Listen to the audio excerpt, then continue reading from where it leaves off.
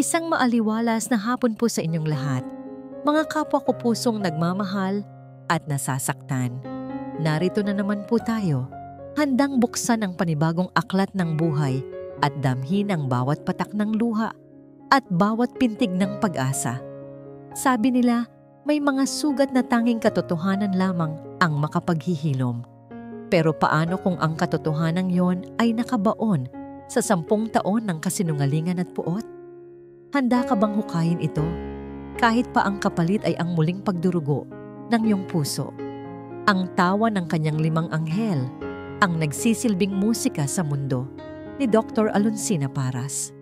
Sa maliit nilang bakuran sa Puerto Calinaw, ang hiyawan at habulan nila ang nagpupuno sa bawat sulok ng kanyang pagkatao. Higit kanino man, ang pinakamalambing na halakhak ay laging nanggagaling kay Lunti, ang kanyang bunso, ang pinakamaliit at pinakamapagmahal sa lahat. Mama, tingnan mo, mas mabilis ako kay kuya. Sigaw ng 6 na taong gulang na bata. Ang mga binti nito'y buong lakas na tumatakbo sa damuhan. Ngumiti si Sina mula sa bintana ng kusina. Mag-iingat ka, anak, sagot niya. Isang paalalang automatiko nang lumalabas sa kanyang bibig sa tuwing nakikita niyang naglalaro ang anak. Ngunit sa isang iglap, ang musikang iyon ay naging isang nakabibinging katahimikan. Ang tawa ni Lunti ay naputol. Napalitan ito ng isang maikling pag-ubo na sinundan ng isang pilit na paghinga. Nakita ni Sina kung paano biglang humawak ang kanyang anak sa dibdib nito. Ang dating mapupulang pisngi nito ay unti-unting namutla at ang mga matay nanlaki sa takot. Bago pa man makasigaw si Sina, ang maliit na katawan ni Lunti ay bumagsak na sa damuhan na parang isang manikang nawalan ng tali. Ang mundo ni Alonsina ay gumuho. Sa loob ng emergency room ng Liwanag Medical Center, ang bawat tunog ng makinang sumusubaybay sa tibok ng puso ni Lunti ay parang isang martilyong pumupukpok sa kanyang sentido. Malamig ang hangin, amoy gamot at takot. Pagkalipas ng tila walang katapusang paghihintay, lumabas ang isang doktor, ang mukha'y seryoso at pagod. Draparas, bungad ni Dr. Aguirre, ang pediatric cardiologist. Sina, lumalala ang kondisyon ng tetralogy of Fallot niya. Ang butas sa kanyang puso ay lumalaki.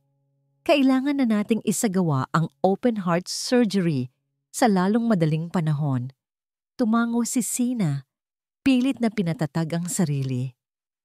Bilang isang doktor, naiintindihan niya ang mga terminong yon. Pero bilang isang ina, ang naririnig lang niya ay isang hatol. Gagawin po natin ang lahat, Dok. Huminga ng malalim si Dr. Aguirre bago ibigay ang huling pinakamabigat na dagok. Ang problema, malaki ang gastusin, Sina. Hindi ito sasagutin ng buo ng insurance mo. We're looking at an initial cost of 3 million pesos at posibleng tumaas pa yan. 3 milyon. Ang mga salita ay lumutang sa hangin at dumagan sa balikat ni Sina. 3 milyon. Ang presyo ng buhay ng kanyang anak, ang halagang hindi niya kailanman makikita sa buong buhay niya. Nang gabing iyon, sa tabi ng kama ng natutulog niyang anak, pinagmasdan ni Sina ang payapang mukha ni Lunti. Ang mahahabang pilik mata nito, ang maliit na ilong. Sa kabila ng mga tubo na nakakabit sa kanya, siya pa rin ang kanyang munting anghel. Sa isip niya, nakikita niya ang 4 pa niyang anak, mahimbing na natutulog sa kanilang bahay sa pangangalaga ng isang kaibigan, walang kamalay-malay sa unos na kinakaharap ng kanilang pamilya. Para sa kanila, isinantabi niya ang kanyang pangarap. Para sa kanila, tiniis niya ang pangungutya ng pagiging isang dalagang ina. Para sa kanila, kaya niyang gawin ang lahat. Ngunit ngayon, ang lahat na iyon ay may presyo. Bumangon siya at lumapit sa bintana. Tinanaw ang madilim na kalangitan ng Puerto Calinaw. 10 taon.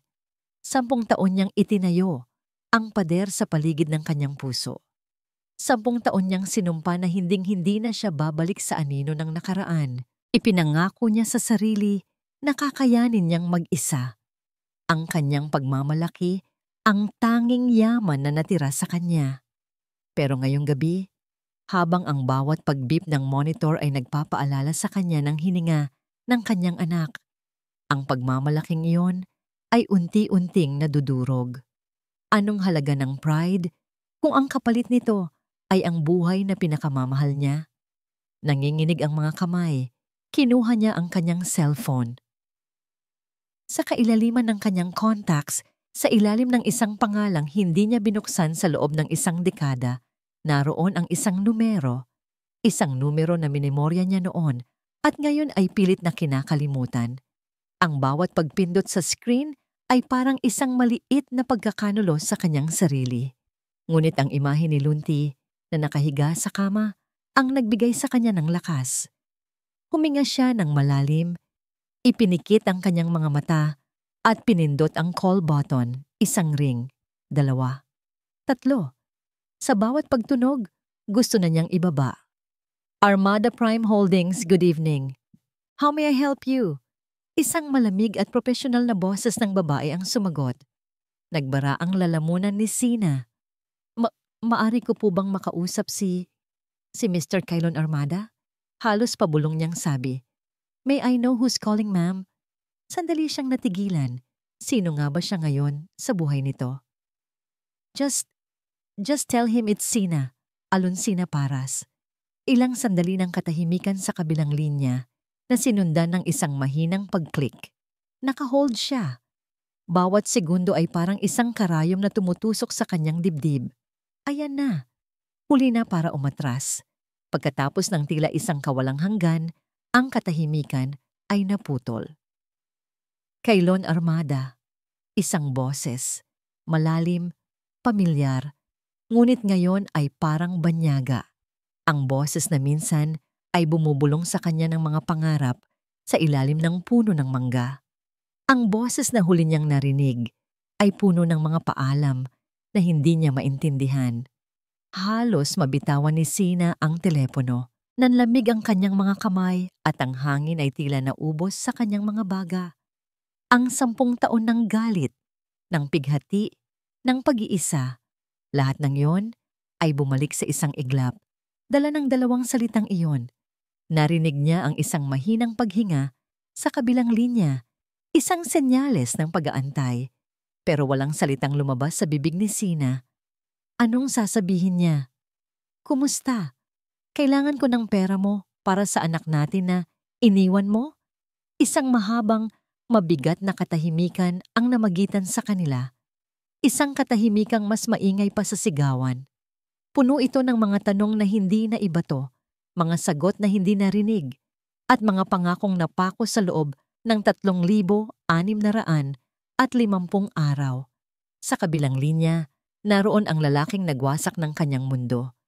At sa kanyang mga kamay, hawak niya ngayon ang tanging susi para muling buuin ito. Nang mamatay ang linya, nanatiling nakatitig si Kylon Armada sa city lights mula sa kanyang floor-to-ceiling window sa pinakatuktok ng Armada Prime Holdings Tower. Ngunit wala siyang makita. Ang tanging nakikita niya ay ang pangalang umalingaw-ngaw sa kanyang isipan. Isang pangalang 10 taon na niyang pilit na ibinabaon sa limot. Alonsina. Ang pangalan ay parang isang multo.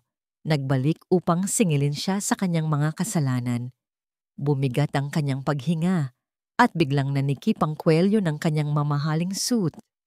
Ang opisinang ito, na simbolo ng kanyang kapangyarihan at tagumpay, ay biglang naging isang malamig at kulungang gawa sa salamin at bakal. Ang katahimikang ipinagmamalaki niya ay biglang napuno ng ingay ng nakaraan. Tumalikod siya mula sa bintana at pinindot ang intercom. Melissa, cancel all my meetings tomorrow morning. Utos niya. Ang boses ay hindi nagpapakita ng anumang emosyon, isang perpektong maskara na hinasa niya sa loob ng isang dekada. And get me a location, a quiet coffee shop in Puerto Calinaw. I need to meet someone. Hindi na siya nagtanong. Hindi na niya kailangang tanungin kung ano ang problema. Ang boses ni Sina sa telepono, kahit basag, at halos pabulong ay sapat na may nangyari. At pagkatapos ng 10 taon, siya ang tinawagan nito. Isang bagay lang ang ibig sabihin yon, desperada na ito.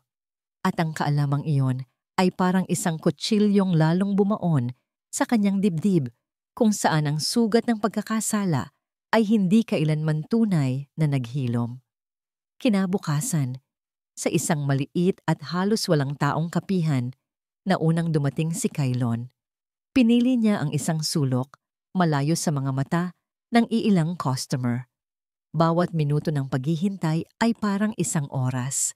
Nang bumukas ang pinto at pumasok si Alonsina, sandaling huminto ang pag-ikot ng kanyang mundo. Nandoon pa rin ang ganda nito, ngunit ngayon ay may bakas na ng pagod at puyat sa ilalim ng kanyang mga mata. Ang dating walang muwang ng ngiti ay napalitan ng isang matigas na linya sa kanyang mga labi. Ang buhok niya'y nakatali lang ng simple at ang suot niya'y isang kupas na blouse at maong. Ngunit sa kabila ng lahat, dala pa rin niya ang isang dignidad na hindi matitinag.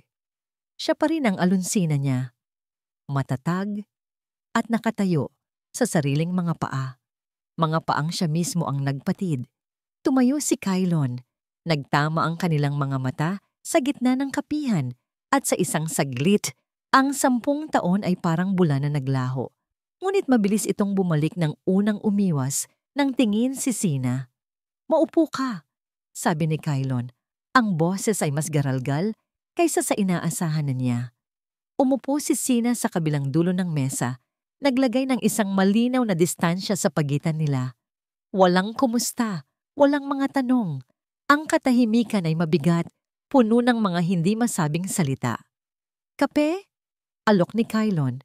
Sa desperadong pagtatangkang basagin ng yelo, umiling lang si Sina. "Hindi ako naparito para magkape, Kylon." Ang lamig sa boses niya ay tumama sa kanya ng diretso. Napalunok siya. Tama, kailangan niyang maging direkta. Ito ang tanging alam niyang paraan. Ano ang nangyari? Anong kailangan mo? Nakita niya ang bahagyang panginginig ng mga labi ni Sina bago ito nagsalita. "Ang anak ko. Ang anak natin. May sakit siya sa puso. Kailangan niya ng operasyon. Agad." Ang mga salita ay tumama sa kanya na parang isang malakas na suntok. "Anak natin. 5 anak." Ang sabi ng huli niyang impormante. 5 beses na pagtataksil ang naramdaman niya sa sarili. Ngayon, isa sa kanila ay may sakit. Ang pagkakasala ay bumaha sa kanyang sistema. Ito na. Ito na ang resulta ng kanyang kaduwagan. "Magkano?" tanong niya. Ang isip ay agad na lumipat sa tanging solusyon na alam niya. Pera. Nakita niya ang sakit na dumaan sa mga mata ni Sina sa tanong niyang iyon. Para bang sinampal niya ito? 3 milyon. Sagot nito. Ang boses ay basag. Tumango si Kylon, hindi nag-isip ng 2 beses. Kinuha niya ang kanyang leather-bound checkbook at isang fountain pen. Maingat niyang pinirmahan ang kanyang pangalan sa ilalim. Iniwang blanko ang payi at ang halaga. Inabot niya ito sa mesa. Idinulas palapit kay Sina. "Heto," sabi niya sa boses na inaakala niyang nakakatulong. "Isulat mo ang pangalan ng ospital. Ilagay mo kung magkano ang kailangan mo. Kahit lumampas pa sa 3 milyon. Ako na ang bahala sa lahat." Inaasahan niya ang isang hikbi ng pasasalamat. Siguro, isang pilit na ngiti. Ngunit ang nakita niya ay isang bagay na hindi niya inaasahan. Ang sakit sa mga mata ni Sina ay dahan-dahang napalitan ng isang nag-aapoy na galit. Tinitigan nito ang tseke na para bang ito ay isang ahas. Dahan-dahan, kinuha ito ni Sina. Ngunit sa halip na ilagay sa kanyang bag, kinuyom niya ito sa kanyang palad. Tumayo siya, ang mga matay nagniningas. 10 taon, sabi niya. Ang boses ay nanginginig sa pinipigilang emosyon. 10 taon akong nag-isa, Kylon. 10 taon kong itinaguyod ang mga anak natin. At ngayon, sa tingin mo, sa tingin mo, lahat ng sakit at hirap na yon ay kayang bayaran ng isang pirasong papel na may pirma mo? Bago pa man makasagot si Kylon, ibinato ni Sina ang kinuyom na tseke sa mukha niya. Ang papel ay tumama sa kanyang pisngi, isang magaang na tapik na may bigat ng 1 dekada. Hindi ko kailangan ng limos mo. Sigaw niya, sapat lang para marinig nilang dalawa. Kailangan ng anak ko ng ama, pero ang tanging alam mong ibigay ay pera. Tumalikod si Sina at mabilis na lumabas ng kapihan. Iniwan si Kylon na nakatayo, tulala, at may bakas ng kahihiyan sa kanyang mukha. Dahan-dahan niyang dinampot ang lukot na tseke mula sa sahig. Ang pirma niya ay naroon pa rin. Isang walang saysay na simbolo ng kapangyarihang hindi kayang bumili ng kapatawaran. Nang iangat niya ang kanyang tingin, nakita niya ang isang lalaking nakatayo sa may pinto. Matangkad, balingkinitan, at ang mga matay nakatutok sa kanya na may purong pagkamuhi. Dakila Rosales. Ang matalik na kaibigan ni Sina, ang lalaking laging naroon. Hindi nagsalita si Dakila, ngunit ang tingin niya ay sapat na. Isang tingin na nagsasabing, wala kang karapatang bumalik dito. Sinundan ni Dakila Rosales ng tingin si Sina habang papalabas ito ng kapihan. Ang mga balikat nito ay nanginginig sa pagpipigil ng yak. Gusto niya itong habulin, yakapin, at sabihing nandito lang siya. Pero may mas mahalaga siyang kailangang harapin. Isang multo ng nakaraan na nagbalik upang muling manakit. Dahan-dahan, ibinaling niya ang kanyang tingin kay Kylon Armada. Ang lalaking nakatayo sa gitna ng kapihan, suot ang kanyang libu-libong pisong suit, ay mukha pa ring CEO ng isang malaking korporasyon. Ngunit sa mga mata ni Dakila, siya ay isang duwag, isang taksil. Ang pinagmulan ng bawat luhang pumatak mula sa mga mata ng babaeng pinakamamahal niya. Nilapitan niya ito. Ang bawat hakbang ay mabigat. Sa galit na 10 taon niyang kinimkim, hindi niya kailangang magsalita. Ang nag-aapoy niyang mga mata, ang unang bumatikos. Dakila, sabi ni Kylon. Ang pangalan niya'y tila isang dayuhang salita sa bibig nito. Huwag mong banggitin ang pangalan ko, sagot ni Daki. Ang boses ay malamig at matalas. Wala kang karapatan. Nakita niya ang pagdaan ng sakit sa mukha ni Kylon, ngunit mabilis itong napalitan ng isang pilit na pagtatanggol. Nandito ako para tumulong. Isang mapaklang tawa ang kumawala sa lalamunan ni Daki. Tumulong? Pagkatapos ng 10 taon? Ngayon ka lang babalik para mag-abot ng tseke at aayusin mo na ang lahat? Ganyan ba kababaw ang tingin mo sa sakit na idinulot mo? Sa isip ni Daki, bumalik ang lahat. Ang mga gabing walang tulog, kung saan pinapatahan niya si Sina na humahagulgol hanggang sa makatulog ito sa pagod. Naaalala niya ang bawat lagnat ng mga bata, ang bawat pagtakbo sa ospital sa gitna ng gabi. Siya ang naroon ng unang nagsalita si Lunti. Siya ang naroon ng matutong magbisikleta ang mga ito. Siya ang gumanap na ama, na kaibigan, na sandalan. Nasaan ka noong unang atakihin si Lunti sa puso? Tanong ni Daki. Ang bawat salita ay may diin. Nasaan ka noong umiiyak si Sina dahil hindi niya alam kung paano pagkakasyahin ang sweldo niya para sa 5 anak? Nasaan ka sa bawat kaarawan, Pasko at Bagong Taon na mag-isa niyang pinalaki ang mga bata? Yumuko si Kylon, walang sagot. Dahil alam nilang pareho ang katotohanan. Wala siya. Wala kang alam sa pinagdaanan niya, Kylon, patuloy ni Daki. Kaya huwag kang umasta na parang isang bayani na darating para sagipin ang araw. Hindi mo siya kailangang sagipin. Ang kailangan niya ay katahimikan, isang bagay na hindi mo maibibigay. Mahal ko pa rin siya, mahinang sabi ni Kylon, halos isang bulong. Ang mga salitang yon, ang nagsilbing gasolina sa apoy ng galit ni Daki. Humarap siya dito, ang kamaoy nakakuyom sa kanyang tagiliran. Pagmamahal? Kung mahal mo siya, hindi mo sana siya iniwan. Kung mahal mo siya, hindi mo sana siya sinaktan sa paraang ginawa mo. Huminga ng malalim si Kailon, tila nag-iipon ng lakas. Hindi mo naiintindihan. May mga bagay na hindi mo alam. At ano ang hindi ko alam? Hamon ni Daki, na mas pinili mo ang yaman at pangalan ng pamilya mo kaysa sa kanya. Na mas natakot ka sa ina mo kaysa sa posibilidad na mawala siya sa'yo. Alam ko ang lahat ng kailangan kong malaman. Nakita ko. Araw-araw. Sa loob ng 10 taon. Ang babala ay malinaw sa boses ni Daki. Kaya heto ang payo ko sa'yo, Armada. Bumalik ka na sa tore mo. Bumalik ka sa mga milyon mo at hayaan mo na kami sa aming simpleng buhay bago ka pa makasakit muli. Tinalikuran na ni Daki si Kailon, handa nang umalis at hanapin si Sina, ngunit isang boses ang pumigil sa kanya. Hindi boses ni Kailon, isang boses na mas malamig, mas may awtoridad, dakila. Napahinto si Daki. Ang boses na yon, kilala niya ito. Dahan-dahan siyang lumingon. Isang itim at eleganteng kotse ang huminto sa tapat ng kapihan. Dahan-dahang bumaba ang tinted na bintana nito. Sa loob, nakaupo ang isang babaeng may edad na.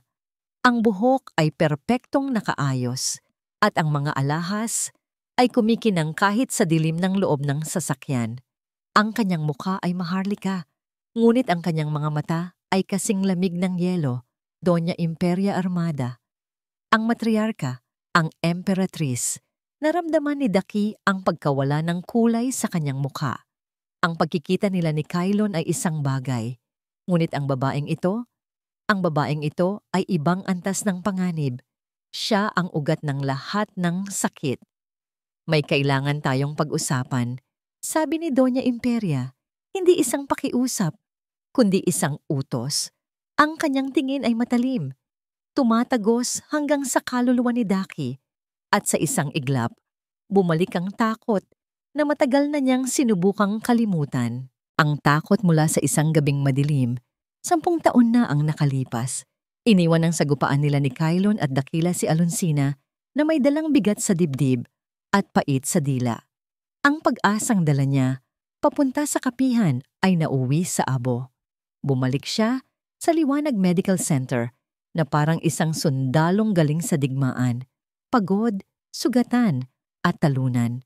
Ang tanging kanlungan niya ay ang tahimik na pasilyo sa labas ng pediatric ICU. Dito, ang puting pader at amoy ng antiseptic ang nagsisilbing kanyang karamay. Nakaupo siya sa isang malamig na upuang bakal. Ang ulo ay nakasandal sa pader. Ang mga matay nakapikit. Bawat tunog ng sapatos na dumadaan ay nagdudulot ng kaba sa kanya. Hinihintay niya si Daki. Umaasa siyang darating ito para sabihing may paraan pa na hindi pa ito ang katapusan. Ngunit hindi ang pamilyar na yabag ni Daki ang kanyang narinig. Isang mahinang ritmikong tunog ng takong ang unti-unting lumapit. Isang tunog na masyadong elegante, masyadong marangya para sa isang lugar ng karamdaman. Kasabay nito ay isang banayad na amoy ng mamahaling pabango. Isang halimuyak na tila nilalamon ang amoy ng ospital.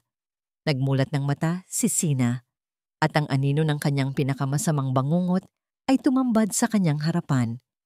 Nakatayo sa gitna ng pasilyo si Doña Imperia Armada. Ang kanyang damit ay isang itim na Chanel dress. Ang perlas sa kanyang leeg ay kumikinang at walang ni isang hibla ng buhok na wala sa lugar.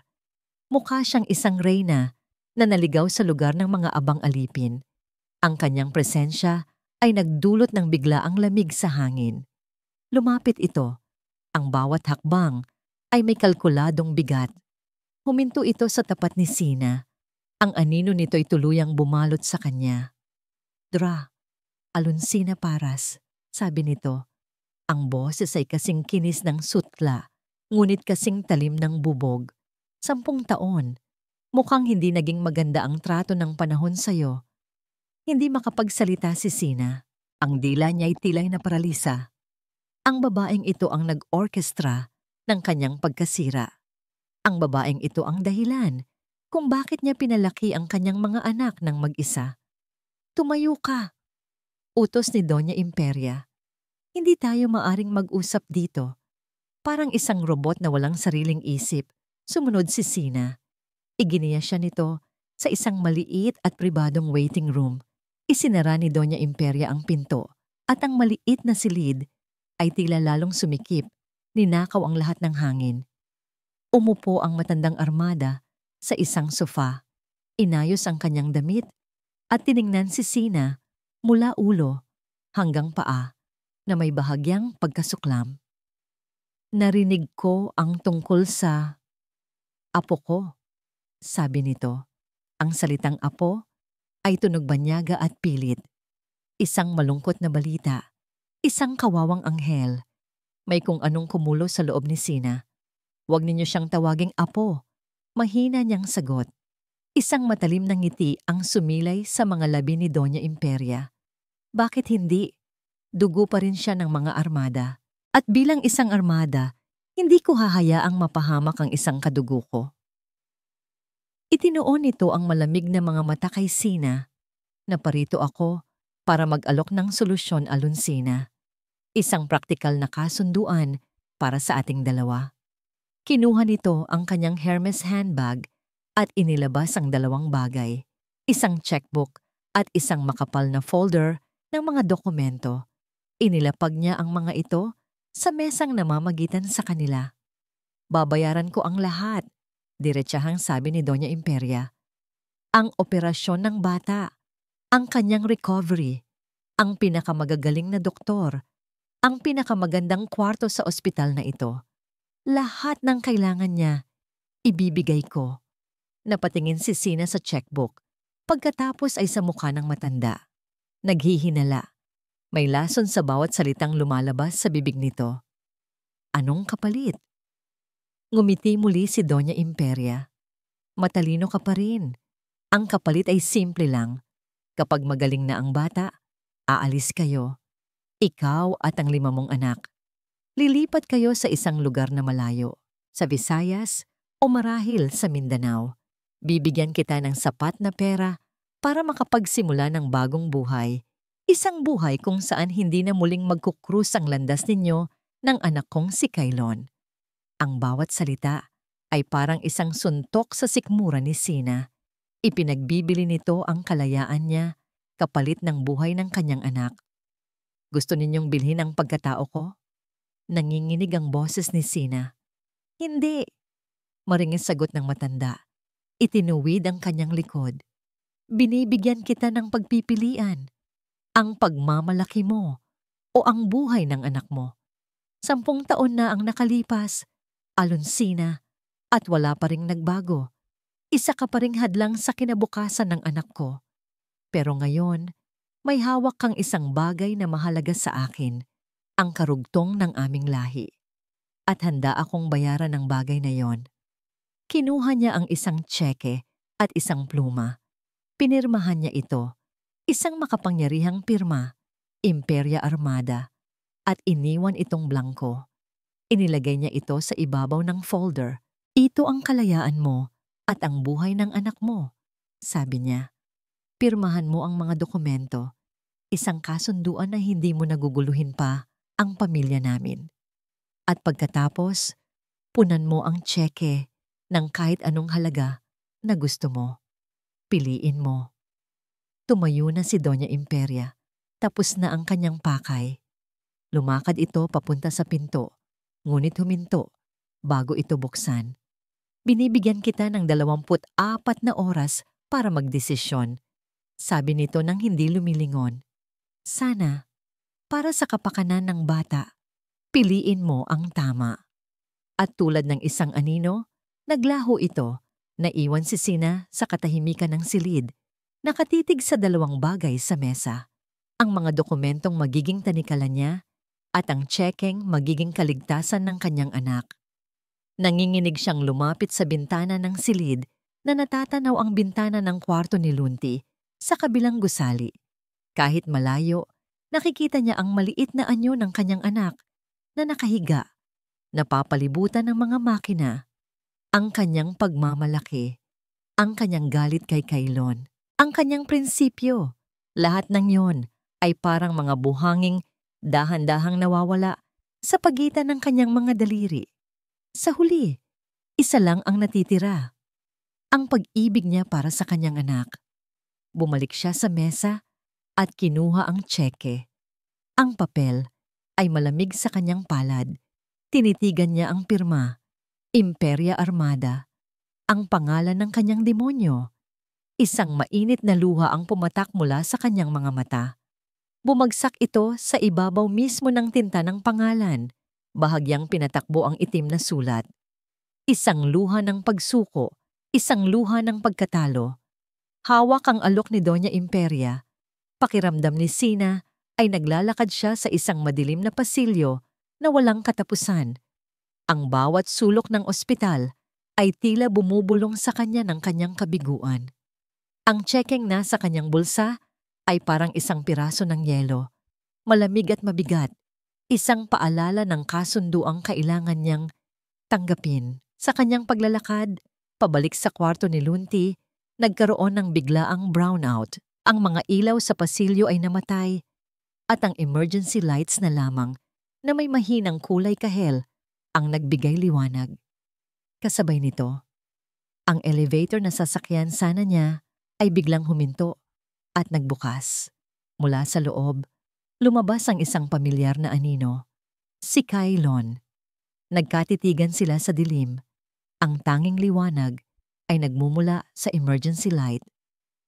Sa isang iglap, nawala ang CEO ng Armada Prime Holdings. Ang nakita ni Sina ay ang Kailon ng nakaraan. Ang binatang puno ng pangarap. Ang binatang nangako sa kanya ng habang buhay. Sina, sabi nito, ang boses ay puno ng pag-aalala. Sinusubukan kitang tawagan.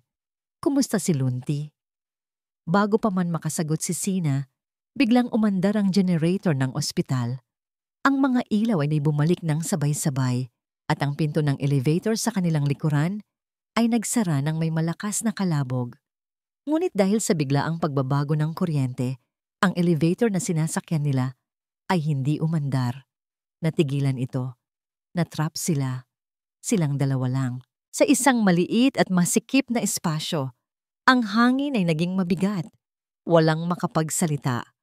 Si Sina ay sumandal sa isang pader, samantalang si Kailon ay nanatili sa kabilang dulo. Nirerespeto ang kanyang espasyo. Ngunit sa sikip ng elevator, halos abot kamay lang nila ang isa't isa. Pasensya na kanina. Basag ni Kailon sa katahimikan. Ang tungkol sa tseke. Hindi ko sinasadyang insultuhin ka. Hindi ko na alam kung paano ka kakausapin. Hindi sumagot si Sina. Nakatingin lang siya sa numerong nagliliwanag sa itaas ng pinto. Umaasang gagalaw ito. Nakita ko siya kanina, mahinang sabi ni Kailon. At alam ni Sina kung sino ang tinutukoy nito. Si Lunti, mula sa salamin ng pinto. Kamukhang kamukha mo siya, Sina. Isang mainit na kung ano ang tila gumapang sa puso ni Sina sa narinig. Isang maliit na kislap ng koneksyon, ngunit mabilis niya itong pinatay. Huwag, Kailon. Huwag ngayon. Tumango si Kailon at muling bumalik ang katahimikan.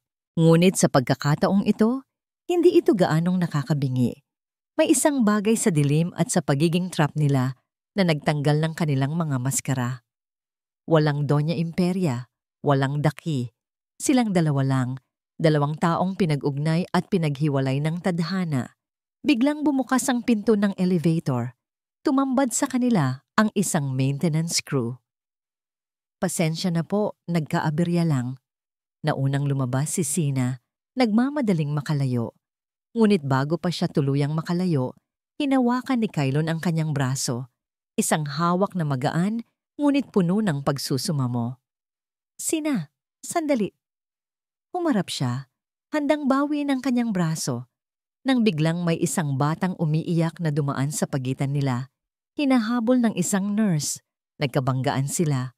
Sa pagmamadali ni Kailon na huwag matumba ang bata, nabitiwan niya ang wallet na hawak niya. Bumagsak ito sa sahig at bumukas. Kumalat ang laman nito, mga credit card, ilang bill, at isang maliit, kupas na litrato. Automatikong pinulot ito ni Sina. Nang makita niya kung ano ito, sandali siyang natigilan. Ito ay isang litrato niya noong college. Nakangiti siya. Ang buhok ay hinahangin. Ito ang paborito niyang litrato. Ang litratong nawala. 10 taon na ang nakalipas na inakala niyang naitapon na niya kama ng lahat ng alaala nila. Bakit? Bakit nasa iyo pa ito? Tanong niya. Ang boses ay halos hindi marinig. Kinuha ni Kylo ng wallet at ang mga laman nito, ngunit iniwan ang litrato sa kamay ni Sina. Tiningnan niya ito at sa mga mata niya, nakita ni Sina ang isang pamilyar na lungkot. May mga bagay na hindi mo kayang itapon. Sagot nito. Binaliktad ni Sina ang litrato. Sa likod, may isang sulat kamay na halos nabura na ng panahon. Ang sulat kamay ni Kylon. Binasa niya ito. Ang aking alunsina, ang aking palagi, ang mga salitang yon. Ang mga salitang yon ang laging sinasabi nito sa kanya noon. Isang malakas na pagtibok ang naramdaman ni Sina sa kanyang dibdib. Isang pagtibok ng pagkalito. Paano? Bakit? Ang lalaking nag-iwan sa kanya ng walang salita. Ang lalaking nagpadala ng isang liham na dumurog sa kanyang pagkatao ay nagtago ng kanyang litrato sa loob ng 10 taon? Ang mga kilos niya ay hindi tugma sa mga alaala niya. Para siyang nagbabasa ng isang aklat na may punit na mga pahina. May kulang, may mali. Kailangan ko nang umalis, mabilis na sabi ni Kylon, tila nahuli sa isang bagay na hindi dapat makita. Kinuha niya ang litrato mula sa kamay ni Sina, maingat itong ibinalik sa pitaka, at nagmamadaling tumalikod. Naiwan si Sina na nakatayo sa gitna ng pasilyo. Ang isip ay naglalakbay pabalik sa nakaraan. Ang galit na inipon niya sa loob ng isang dekada ay biglang nagkaroon ng maliit na lamat. Sa kauna-unahang pagkakataon, hindi dahil sa sinabi ng iba, kundi dahil sa isang piraso ng kahapon na hindi niya inaasahang makita, nagtanim ng isang maliit na binhi ng pagdududa sa kanyang puso. Ang kwentong matagal na niyang pinaniniwalaan, ang kwento ng isang lalaking basta na lang siyang tinalikuran para sa pera, ay biglang hindi na naging ganoon kasimple. Ang imahe ni Sina na hawak ang kupas na litrato ay hindi maalis sa isip ni Kylon. Ang saglit na paglambot ng kanyang mga mata, ang bahagyang pagbukas ng kanyang mga labi na tila may gustong sabihin, iyon ang unang sinag ng pag-asa na nakita niya sa loob ng isang dekada. Isang maliit na siwang sa pader na itinayo nito sa pagitan nila. At sa desperasyon ng isang taong nalulunod, kakapit siya kahit sa pinakamaliit na siwang na yon. Hindi na siya nag-isip pa. Alam niyang kailangan niyang kumilos bago pa muling magsara ang pader na yon. Kailangan niyang subukan kahit gaano pa kapanganib. Kailangan niyang ipaintindi dito kahit hindi niya maaaring sabihin ang buong katotohanan. Sinundan niya ito. Alam niyang hindi ito babalik agad sa kwarto ni Lunti. Pagkatapos ng isang emosyonal na sagupaan, ang lugar na una nitong pupuntahan ay ang lugar kung saan ito maaaring mapag-isa, ang cafeteria ng ospital, sa isang sulok na may isang tasang kape na hindi naman nito iinumin. Ganoon pa rin si Sina. At hindi siya nagkamali. Natagpuan niya itong nakaupo sa isang mesa sa pinakadulo ng cafeteria, nakatingin sa labas ng bintana, malayo ang lipad ng isip. Dahan-dahan siyang lumapit, ang bawat hakbang ay maingat. Ang Kylon Armada, ang CEO na kayang takutin ang isang buong boardroom, ay natatakot ngayon sa isang babaeng may hawak ng kanyang puso. Si Nena, mahina niyang tawag. Bahagya itong nagulat. Lumingon ito at ang siwang na nakita niya kanina ay nagsara na. Ang pader ay muling tumaas. Ano na naman, Kylon? Pwede ba tayong mag-usap? Pakiusap niya. Kahit 5 minuto lang, please. Pinag-aralan siya ni Sina ng ilang segundo. Tila tinitimbang kung may lakas pa ba siyang harapin ang isa pang pag-uusap. Sa huli, bumuntong hininga ito at tumango ng bahagya. Umupo si Kailon sa silyang nasa tapat niya. Pinapanatili ang mesa bilang isang ligtas na harang sa pagitan nila. Tungkol sa nakaraan, simula niya nahihirapang hanapin ang tamang mga salita. Alam kong galit ka. May karapatan kang magalit. Pero sana maniwala ka sa akin. May mga nangyari noon na wala sa kontrol ko. May mga desisyon akong pinilit na gawin. Nakita niya ang pag-igting ng panga ni Sina. Pinilit? Ulit nito, may bahid ng pangungutya. Sino ang pumilit sa'yo, Kailon? Isang baril na nakatutok sa ulo mo? Dahil iyon lang ang tanging dahilan na maiisip ko para iwan mo ang babaeng nagsasabing mahal mo na nagdadalang tao sa mga anak mo. Nasaktan si Kailon sa mga salita nito, ngunit alam niyang nararapat lang yun sa kanya. Paano niya ipapaliwanag ang tungkol sa kanyang ina, na ang banta nito ay hindi sa buhay niya, kundi sa buhay at kinabukasan ni Sina, na ipinangako nitong sisirain ang pangarap ni Sina na maging doktor kung hindi siya lalayo? Sasabihin ba niyang duwag siya? Oo, iyon ang totoo, at iyon ang katotohanang hindi niya kayang aminin. Mas komplikado kaysa riyan, Sina. Sabi niya, ang boses ay puno ng pighati. Ginawa ko ang akala kong tama para protektahan ka. Doon na tumawa si Sina. Isang tawang walang saya. Isang tawang puno ng sakit. Protektahan ako? Sa pamamagitan ng pag-iwan sa akin ng mag-isa? Sa pamamagitan ng pagdurog sa puso ko? Kailon, huwag mo nang dagdagan pa ang mga kasinungalingan mo. 10 taon na akong nabubuhay sa resulta ng pagprotekta mo. Nakita ni Kailon na nawawala na siya. Ang maliit na siwang ay tuluyan ng nagsasara. Sa huling desperasyon, isinugal niya ang lahat sa isang tanong, sa isang alaala, na tanging silang dalawa ang nakakaalam. Sumulat ako, Sina. Mabilis niyang sabi. Ang mga salita'y nag-uunahan. Noong gabing umalis ako, nagsulat ako. Sinubukan kong ipaliwanag ang lahat. Tumingin siya ng diretso sa mga mata nito, umaasang makikita niya roon ang kahit katiting na pagkilala. Hindi mo ba natanggap ang sulat ko?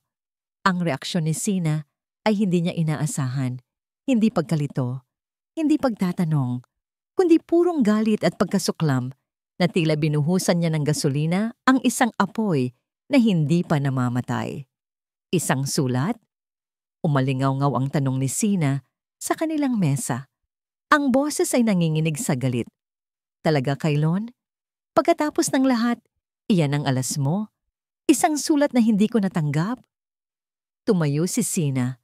Ang mga matay nangingilid na sa luha. 10 taon, Kailon. 10 taon. At ngayon, isang sulat ang dahilan mo? Wag na. Tama na. Mas gugustuhin ko pang isipin na duwag ka at makasarili, kaysa isipin na ganyan ka kababaw para gumawa ng ganyang klaseng palusot. Tinalikuran siya nito, at sa pagkakataong ito, alam ni Kailon na wala na siyang magagawa. Pinanood niya itong maglakad palayo. Ang bawat hakbang nito ay isang dagok sa kanyang dibdib. Natalo na naman siya. Ngunit hindi nila alam, sa isang sulok ng cafeteria, malapit sa pasukan, may isang taong nakatayo na parang napako sa kanyang kinatatayuan. Kakarating lang ni Dakila, may dalang supot ng mainit na pagkain para kay Sina. Narinig niya ang lahat, ang bawat salita. Ngunit may 2 salita na paulit-ulit na umuulit sa kanyang isipan, parang isang sirang plaka na nagpapatigil sa pagtibok ng kanyang puso. Ang sulat, ang sulat, ang liham na yon, ang kasinungalingang itinago niya sa loob ng 10 taon. Ang bigat ng kanyang pagkakasala ay biglang bumalik 10 beses na mas mabigat kaysa dati. Napatingin siya sa kanyang mga kamay. Ang mga kamay na nag-abot ng peking liham. Ang mga kamay na sumira sa buhay ng 2 taong pinakamahalaga sa kanya. Nanlamig ang buo niyang katawan at ang kulay ay dahan-dahang nawala sa kanyang mukha. Nagsisimula ng gumuho ang kanyang mundo. Nabitawan ni Dakila ang supot ng pagkaing dala niya para kay Sina. Bumagsak ito sa sahig ng cafeteria ng may mahinang kalabog, ngunit hindi niya ito narinig. Ang tanging umuugong sa kanyang tainga ay ang mga salitang binitiwan ni Kylon. Hindi mo ba natanggap ang sulat ko? Para siyang binuhusan ng nagyayelong tubig. Ang init ng kanyang katawan ay biglang nawala. Napalitan ng isang nanunuot na lamig. Ang bigat na 10 taon niyang pinapasan sa kanyang likod ay biglang lumipat sa kanyang dibdib. Dinudurog ang kanyang puso. Pinipiga ang hangin mula sa kanyang mga baga. Tumalikod siya at naglakad palayo. Ang mga paay gumagalaw nang walang direksyon. Ang mga pader ng ospital ay tila kumikitid. Ang mga mukha ng mga taong dumaraan ay lumalabo. Isa lang ang malinaw sa kanyang isipan, ang alaala ng isang gabing madilim. 10 taon na ang nakalipas. Nakatayo siya sa ilalim ng isang puno ng akasya, nanginginig sa lamig at takot. Hawak niya ang 2 sobre. Ang isa, mula kay Kylon, ay lukot at may bahid ng luha. Ang isa, mula kay Doña Imperia, ay malinis, puti, at mabigat sa kasinungalingan. Para din ito sa ikabubuti niya dakila. Bulong ng matandang armada sa kanyang isipan.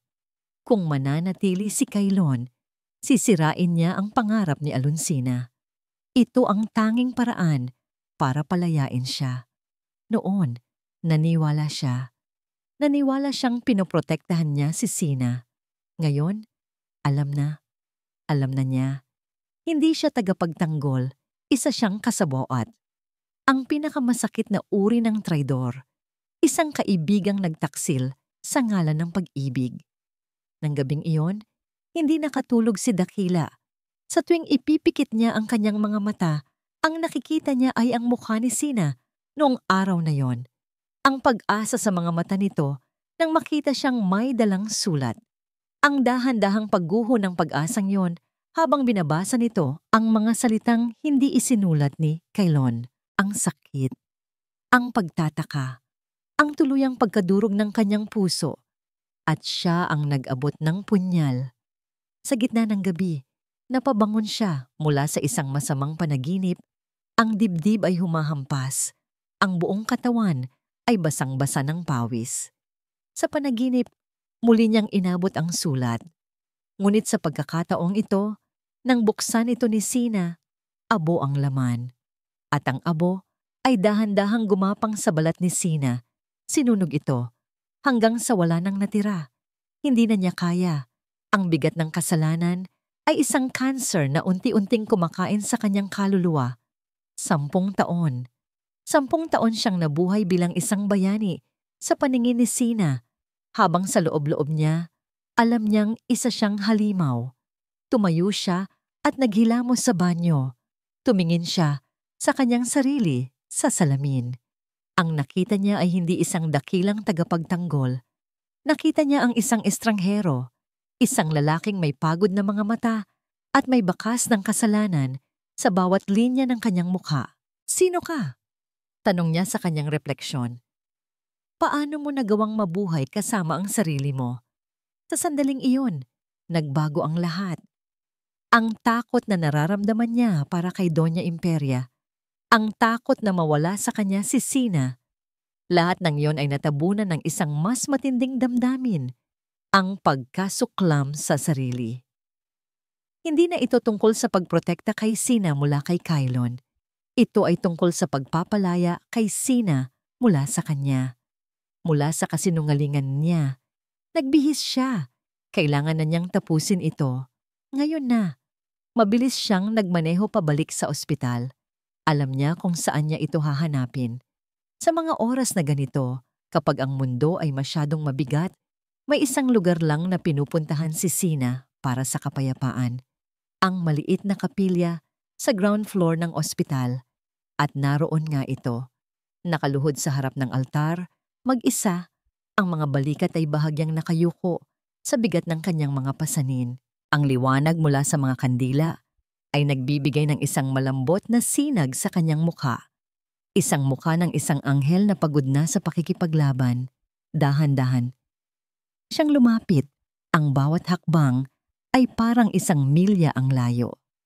Tumigil siya sa kanyang likuran. Huminga siya ng malalim. Sina! Halos pabulong niyang tawag. Lumingon ito. Ang mga matay may bakas ng pagod at pagtataka. Dake? Anong ginagawa mo dito? Lumuhod siya sa tabi nito. Hindi niya kayang tumayo habang ginagawa ito. May kailangan kang malaman. Kumunot ang noo ni Sina. Nararamdaman ang bigat sa kanyang boses. Tungkol saan? Tumingin si Dakila sa krus sa altar, humihingi ng lakas. Pagkatapos ay ibinaling niya ang kanyang mga mata kay Sina, handa nang salubungin ang galit na tiyak na darating. Tungkol sa araw na umalis si Kylon, simula niya. Ang bawat salita ay mahirap ilabas. Tungkol sa sulat na binanggit niya, nakita niya ang pagbabago sa mukha ni Sina. Mula sa pagtataka, naging pagkalito, at pagkatapos ay isang bahagyang pag-asa. Anong tungkol doon, Daki? Ito na. Wala nang atrasan. Sina, ang sulat na ibinigay ko sa'yo. Ang sulat na nagpaiyak sa'yo. Ang totoo, ako. Ngunit bago pa niya matapos ang pangungusap na sisira sa kanilang pagkakaibigan, isang malakas na pagbukas ng pinto ng kapilya ang pumutol sa kanilang pag-uusap. Isang nurse na humahangos at halos hindi makahinga ang tumakbo papalapit sa kanila. Dr. Paras, si Lunti. Sigaw ng nurse, ang muka'y puno ng pag-aalala. Kailangan niyo pong pumunta ngayon din. His vitals are crashing. Ang mundo ni Sina ay muling gumuho sa isang iglap. At ang katotohanan ni Dakila ay muling naisantabi. Itinago ng isang mas kagyat at mas nakamamatay na krisis. Ang mga salita ng nurse ay parang isang kidlat na tumama sa puso ni Aluncina.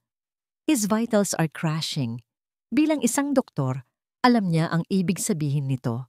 Bilang isang ina, ito ang katuparan ng kanyang pinakamasamang bangungot. Ang pag-amin ni Dakila, ang sulat, ang nakaraan. Lahat ng yon ay naglaho.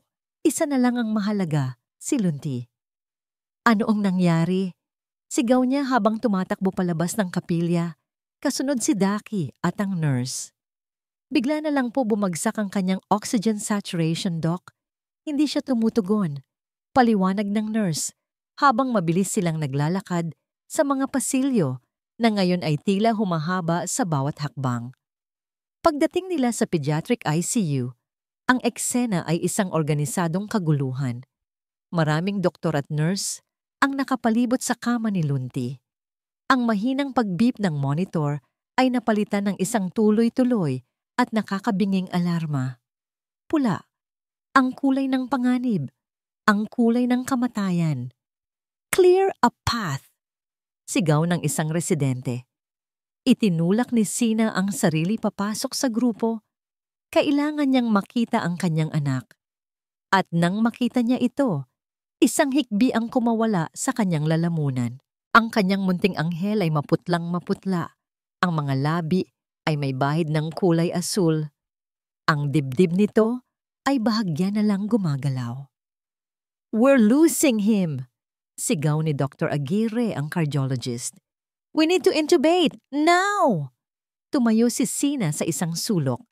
Ang mga paay tila nakapako sa sahig. Ang kanyang isip bilang doktor ay sumisigaw ng mga procedure, ng mga gamot. Ngunit ang kanyang puso bilang ina ay durog na durog. Pinapanood niya ang sarili niyang anak na nag-aagaw buhay at wala siyang magawa. Para siyang isang manonood sa sarili niyang trahedya. Pagkalipas ng ilang minutong puno ng tensyon, nagawa nilang stabilize si Lunti. Ang nakakabiinging alarma ay napalitan muli ng regular na pag-beep, ngunit sa pagkakataong ito, mas mabagal, mas mahina. Isang artipisyal na ritmo na nakadepende sa makina. Lumapit si Dr. Aguirre kay Sina, ang muka'y pagod at puno ng awa. Sina, his heart is giving up. The surgery, hindi na ito pwedeng ipagpaliban. We need to do it within the next 24 hours or we will lose him. I'm sorry. 24 na oras. Iyon na lang ang natitira. Ang buhangin sa orasan ng buhay ng kanyang anak ay paubos na. Nang gabing iyon, tila lahat ng pinto ay nagsara para kay Sina. Tinawagan niya ang bangko para sa isang emergency loan. Tinanggihan siya. Masyadong malaki ang halaga. Masyadong maikli ang panahon. Tumawag siya sa mga kaibigan at kamag-anak. Nakalikom siya ng kaunting halaga. Ngunit malayo pa rin ito sa 3 milyon. Parang isang patak ng tubig sa isang nag-aapoy na gusali. Ang huling pag-asa niya ay ang alok ni Doña Imperia. Ngunit kahit sa bingit ng kawalan ng pag-asa, ang kanyang kaluluwa ay naghimagsik. Ang isiping ipagpapalit niya ang kanyang kalayaan at ang kinabukasan ng kanyang mga anak para sa pera ng babaeng sumira sa kanila ay parang lason. Ang pag-amin ni Daki na naputol kanina ay bumabagabag din sa kanya. Ang totoo. Ako, ano ang katotohanan? Ano pa ang lihim na hindi niya alam? Pakiramdam niya ay nalulunod siya. Hindi lang sa problema, kundi sa isang dagat ng kasinungalingan. Umupo siya sa sahig ng malamig na pasilyo sa labas ng kwarto ni Lunti. Ang telepono ay nahulog mula sa kanyang nanginginig na kamay. Wala na. Wala nang matatawagan. Wala nang mapupuntahan. Nakatitig siya sa kawalan. Ang mga matay tuyo na sa pag-iyak. Isang pakiramdam ng matinding kabiguan ang bumalot sa kanya. Nabigo siyang protektahan ang kanyang puso mula kay Kailon. Nabigo siyang bigyan ng buong pamilya ang kanyang mga anak. At ngayon, nabibigo siyang iligtas ang buhay ng isa sa kanila. Ito na marahil ang kahulugan ng impyerno. Ang mapanood ang unti-unting pagkamatay ng iyong pag-asa. At wala kang magawa, kundi maghintay. Tinalikuran na siya ng mundo. Mag-isa na lang talaga siya. Nawala na ang lahat. Sa gitna ng kanyang pagluluksa, isang anino ang tumigil sa kanyang harapan. Dahan-dahan niyang inangat ang kanyang tingin. Nakatayo sa harap niya si Dakila. Ang mukha nito ay hindi na nagpapakita ng pag-aalala o awa. Napalitan ito ng isang bagay na mas matindi. Isang bagay na hindi pa niya nakikita dati.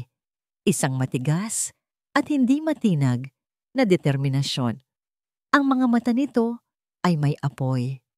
Tumayo ka, Sina, sabi nito. Ang boses ay kalmado, ngunit may bigat ng isang desisyon na hindi na mababago. Para saan pa, Daki?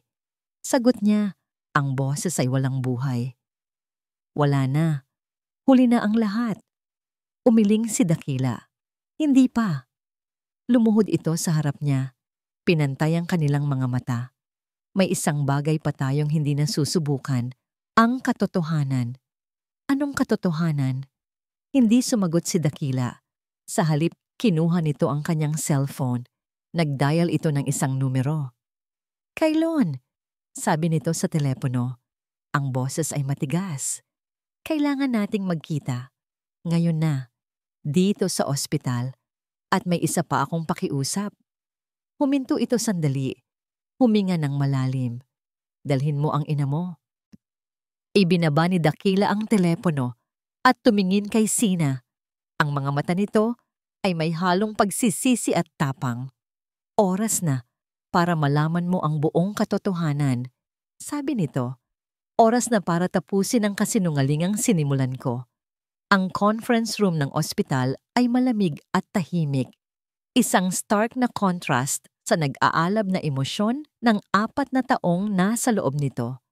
Sa isang dulo ng mahabang mesa, nakaupo si Doña Imperia Armada. Ang postura ay tuwid at walang bahid ng anumang pagkabalisa. Tila isa siyang reyna sa korte. Sa tabi niya, nakaupo si Kailon. Ang muka'y isang maskara ng pagkalito at pag-aalala. Sa kabilang dulo, nakatayo si Sina. Ang kanyang buong katawan ay tensyonado. Hindi alam kung ano ang aasahan. At sa gitna ng lahat, nakatayo si Dakila. Hindi na siya ang mapag-arugang kaibigan o ang tahimik na tagapagtanggol. Ngayong gabi, siya ang hukom, ang tagapaghatid ng isang katotohanang matagal nang dapat isiwalat. Salamat sa pagdating ninyo, panimula ni Daki. Ang boses ay matatag, walang bakas ng panginginig. Tumingin siya sa bawat isa sa kanila, ngunit ang kanyang mga mata ay pinakamatagal na tumitig kay Doña Imperia. Ano ang kahulugan ng lahat ng ito, dakila? Tanong ng matanda. Ang boses ay may bahid ng iritasyon. May isang batang nag-aagaw buhay at inilayo mo ang kanyang ina para sa isang walang kwentang pagpupulong. Hindi ito walang kwenta, sagot ni Daki. Sa katunayan, ito na marahil ang pinakamahalagang pag-uusap na magaganap sa buhay nating lahat. Dahil ngayong gabi, itatama ko ang isang pagkakamaling 10 taon kong dinala. Tumingin siya kay Sina, ang kanyang mga mata ay puno ng isang sakit na ngayon lang nito nakita. Sinapatawarin mo ako. At nagsimula siyang magsalita. Ikinuwento niya ang lahat. Ang gabing iyon, 10 taon na ang nakalipas nang lapitan siya ni Doña Imperia. Ikinuwento niya ang mga banta, ang paninira sa pangarap ni Sina na maging doktor, ang pagpapabagsak sa maliit na negosyo ng pamilya ni Sina. Ikinuwento niya kung paano siya kinumbinsi ng matanda na ang pag-alis ni Kylon ay para sa ikabubuti ni Sina. At ako, sabi ni Daki, ang boses ay nagsimulang mabasag. Dahil sa pagiging makasarili ko, dahil sa pag-asang balang araw ay ako ang pipiliin mo, naniwala ako o pinili kong maniwala. Anong ibig mong sabihin? Tanong ni Sina. Ang puso niya ay nagsisimulang kumabog ng mabilis. Ang sulat, Sina, sabi ni Daki. May isinulat si Kylon para sa'yo bago siya umalis. Isang sulat na puno ng pagmamahal at pangako. Isang sulat na nagpapaliwanag ng lahat. Huminto siya at tumingin ng diretso kay Doña Imperia. Ngunit ang sulat na yon ay hindi nakarating sa'yo. Dito na nagsalita si Kylon. Tumayo mula sa kanyang upuan. Anong sinasabi mo, Daki? Ibinigay ko sa'yo ang sulat. Nagmakaawa akong ibigay mo yon sa kanya. At iyon na nga ang pinakamalaki kong kasalanan. Pag-amin ni Daki. Dahil ang sulat na ibinigay ko kay Sina ay hindi galing sa'yo, Kylon. Galing ito sa ina mo. Isang sulat na puno ng malalamig at masasakit na salita. Idinisenyo para wasakin ang kanyang puso at itaboy ka palayo ng tuluyan. Isang nakabibinging katahimikan ang bumalot sa silid. Si Sina ay napapahawak sa mesa, tila nawalan ng lakas. Si Kylon ay napatingin sa kanyang ina, ang mga matay nanlalaki sa hindi makapaniwalang katotohanan. Si Doña Imperia lamang ang nanatiling kalmado, ngunit may isang maliit na pag-igting sa gilid ng kanyang bibig. Isang kasinungalingan, sabi ng matanda. Ginagawa mo lang ito para sirain ang pangalan ko. Hindi, matatag na sabi ni Daki. Kinuha niya ang kanyang wallet at mula sa isang lihim na compartment, inilabas niya ang isang papel na lumana, lukot, at naninilaw na sa katagalan.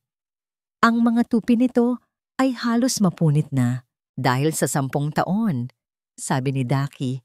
Inilalapag ang sulat sa mesa sa harap ni Sina. Hindi ko nagawang itapon ang ebidensya ng aking krimen. Nanginginig ang mga kamay na kinuha ni Sina ang sulat. Binuksan niya ito. Ang sulat kamay ni Kylon, ang pamilyar na kurbada ng kanyang mga letra. Sina ko, kung binabasa mo ito, ibig sabihin ay, wala na ako. Patawarin mo ako. Habang binabasa ni Sina ang bawat salita, ang bawat patak ng luha ay bumagsak sa papel. Ang mga salita ay puno ng sakit, ng pagmamahal, ng pangako. Ipinapaliwanag nito ang pagbabanta ni Doña Imperia. Ipinapaliwanag nito na ang pag-alis niya ay hindi pagtalikod, kundi isang sakripisyo. Nangangako itong babalik siya kapag kaya na niyang protektahan sila. Isang pangakong hindi natupad dahil sa isang kasinungalingan. Nang matapos niyang basahin, ang tanging naririnig sa silid ay ang kanyang mga hikbi. Isang dekada ng galit at sakit, lahat ay nakabase sa isang napakalaking kasinungalingan. Dito na sumabog si Kylon. Hinarap niya ang kanyang ina. Ang galit na matagal na niyang kinikimkim ay sa wakas ay kumawala. Paano ninyo nagawa ito, ina? Paano ninyo nagawang sirain ang buhay ko? Ang buhay namin? Ginawa ko yon para sa'yo, para sa pamilyang ito. Sigaw pabalik ni Doña Imperia. Hindi! Sigaw ni Kailon. Ang boses ay umalingaw-ngaw sa buong silid. Ginawa ninyo iyon para sa sarili ninyo, para sa pangalan ninyo. Ngunit tapos na. Tapos na ako sa pagsunod sa inyo. Sa harap nilang lahat, kinuha ni Kailon ang kanyang telepono. Mabilis niyang binuksan ang kanyang banking app. Ilang pindot lang at isang notification ang lumitaw sa screen. I-check mo ang account mo, Sina. Sabi ni Kailon, hindi inaalis ang tingin sa kanyang ina.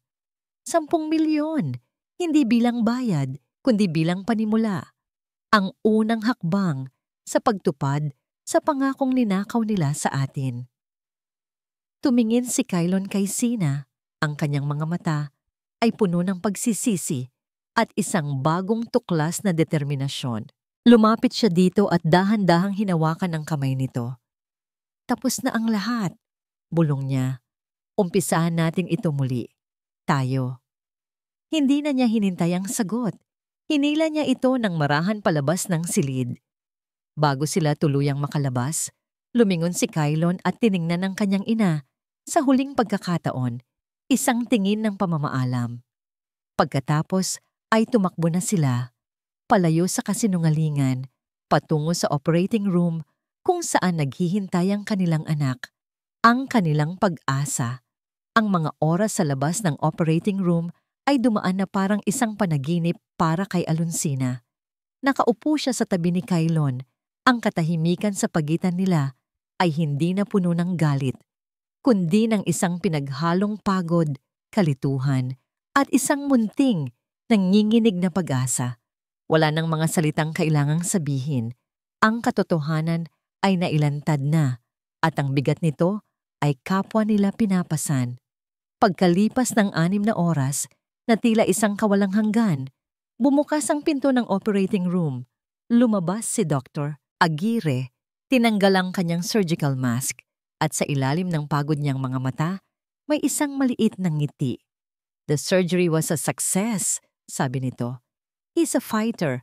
Stable na siya at inililipat na sa recovery room. Isang hininga ng lunas na 10 taon nilang pinigilang sabay na pinakawalan ni Sina at Kailon.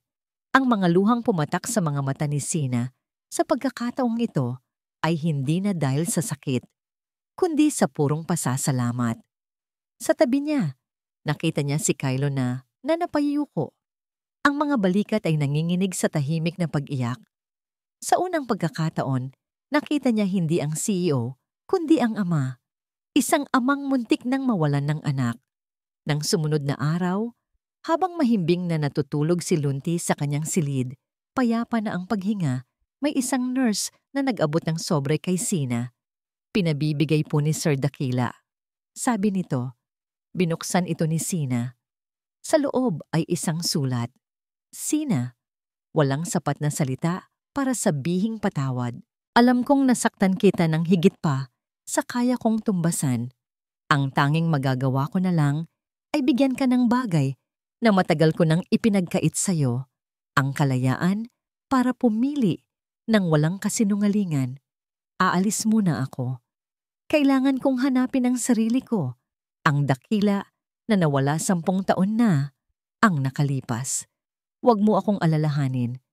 Ang mahalaga, maging masaya ka, maging masaya kayo.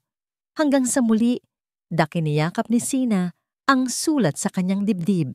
May kirot para sa isang kaibigang nawala, ngunit meron ding pag-unawa at kapatawaran. Pare-pareho silang biktima ng isang mapait na nakaraan. At ngayon, pare-pareho silang kailangang maghilom. Maya-maya, pumasok si Kailon. May dalang 2 tasa ng kape. Inabot nito sa kanya ang isang tasa. Ang init ng tasa sa kanyang mga kamay ay isang simpleng totoong pakiramdam sa gitna ng lahat ng kaguluhan. Salamat, mahina niyang sabi. Naupo si Kailon sa silyang nasa tabi niya. Hindi sa tapat. Magkatabi sila ngayon, nakatingin sa iisang direksyon, sa kanilang natutulog na anak. Ang sulat, sabi ni Sina. Tinutukoy ang liham ni Daki. Umalis na siya. Tumango si Kylon, ang mga matay may bakas ng lungkot. Alam ko, may kasalanan din ako sa nangyari sa kanya, sa ating lahat. Tumingin ito sa kanya, ang mga matay puno ng isang emosyong 10 taon nitong itinago. Sina, walang araw sa loob ng 10 taon na hindi kita naisip. Walang araw na hindi ko pinagsisihan ng pag-alis ko. Ito na ang pagkakataon ni Sina. Ang tanong na matagal nang nakakulong sa kanyang puso. Bakit hindi ka lumaban noon, Kai? Tanong niya, hindi na may galit, kundi may tunay na pagnanais na umunawa. Bakit hinayaan mo siyang kontrolin ka? Huminga ng malalim si Kylon, tila tinatanggal ang isang napakabigat na tinik sa kanyang dibdib. Dahil duwag ako, diretsahan niyang pag-amin. Bata pa tayo noon, natakot ako para sa'yo. Sa mga pangarap mo na banta niyang sisirain. Pero ang totoo, higit sa lahat, natakot ako sa kanya, sa kapangyarihan niya. At ang kaduwagan kong iyon ang nagdulot sa atin ng 10 taon ng sakit. Patawarin mo ako, Sina. Hindi para sa pag-alis ko, kundi para sa hindi ko paglaban para sa atin. Ang kanyang pag-amin, ang kanyang kahinaan, iyon ang tuluyang gumiba sa natitirang pader sa puso ni Sina. Nakita niya ngayon hindi ang makapangyarihang CEO, hindi ang lalaking nang iwan, kundi ang binatang minahal niya. Isang binatang naligaw at natakot. Tumulo ang luha sa kanyang mga mata. Pareho tayong nasaktan, sabi niya. Pareho tayong naging biktima. Sa katahimikan, pinanood nila ang dahan-dahan pagliwanag sa labas ng bintana. Ang madilim na kalangitan ay nagkakaroon na ng kulay, isang bahid ng kulay kahel at rosas sa silangan. Ang unang bukang liwayway. Tumayo si Sina at lumapit sa bintana. Hinahayaan ang unang sinag ng araw na dumampi sa kanyang mukha. Sumunod si Kylon sa kanya. Tumayo sa kanyang tabi. Paano na tayo? Tanong ni Sina, halos isang bulong. Hindi sumagot si Kylon. Sa halip, dahan-dahan niyang inabot ang kamay ni Sina. Ang kanyang mga daliri ay marahang humaplos sa kanya. Isang tanong, isang paanyaya. Sandaling nag-atubili si Sina. Ngunit habang nakatingin siya sa bagong umaga, sa bagong pag-asa, naramdaman niya ang isang kapayapaan na matagal na niyang hindi naramdaman. Dahan-dahan, isinara niya ang kanyang mga daliri sa kamay ni Kylon. Hindi niya ito binitawan. Hindi sila nagsalita ng mga pangako. Hindi sila nangako ng isang perpektong kinabukasan. Ngunit sa simpleng paghahawak kamay na yon, habang sinasalubong ang pagsikat ng araw, gumawa sila ng isang mas mahalagang pangako. Ang pangakong susubukan nilang muli. Mula sa simula, sa likod nila, ang heart monitor ni Lunti ay nagpatuloy sa kanyang regular, matatag na pagtibok. Isang tunog na hindi na nakakatakot. Ito na ngayon ang tunog ng kanilang bagong simula. Ang pintig ng isang pusong muling nabuo. Ang pintig ng isang pamilyang muling nagsisimula. At dito po nagtatapos ang ating kwento. Ang paglalakbay ni Alonsina, Kylon, at Dakila ay nagtuturo sa atin ng isang mahalagang aral na ang pagpapatawad ay hindi paglimot sa sakit ng nakaraan, kundi ang pagpili na huwag nang hayaang kontrolin nito ang ating kasalukuyan at kinabukasan. Ipinakita sa atin na ang tunay na lakas ay hindi nasusukat sa yaman o kapangyarihan, kundi sa tapang na aminin ang pagkakamali, harapin ang katotohanan, at buksan muli ang puso para sa pangalawang pagkakataon. Maraming salamat po sa inyong walang sawang pagsubaybay at pakikinig. Sana po ay may napulot kayong aral at inspirasyon sa kwento ng Ang Presyo ng 10 Taon. Ano po ang masasabi ninyo sa naging katapusan ng kanilang kwento? At anong uri naman ng kwento ang gusto ninyong marinig sa susunod? I-comment nyo lang po sa ibaba at lagi po naming binabasa ang inyong mga suhestyon. Hindi dito nagtatapos ang ating paglalakbay. Marami pa pong kwentong kasing ganda at mas puno ng aral dito sa aming channel. Kung nagustuhan nyo ang kwentong ito, i-like, i-share sa pamilya at mga kaibigan. At mag-subscribe na rin para lagi kayong updated sa mga susunod pa naming kwento. I-click nyo ang notification bell para kayo ang unang makarinig kapag may bago kaming upload. Pagpalain po kayo ng Panginoon, kayo at ang inyong buong pamilya. Hanggang sa muli.